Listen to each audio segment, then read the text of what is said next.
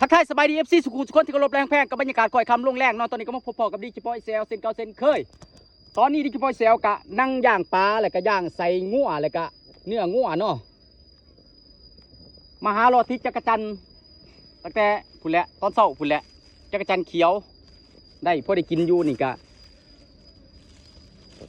อันเห็ดขาวสื่ออยู่ตลาดดงมะข่ายเนาะอยู่นครหลวงเวียงจันทร์มาผู้ใดอยากก็มากินน้ำกันแซ่บๆนัวๆเนาะ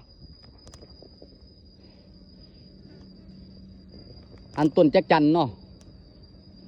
ต้นที่มีก็จักจันบรรยากาศสดๆเลยท่านผู้ชมที่เคารพแรงแพงค่อยคำลงแรงโอ้ยกินซอยจุแซ่บๆโอ้เครื่องบินท่านผู้ชมเครื่องบินใหญ่กำลังเห็น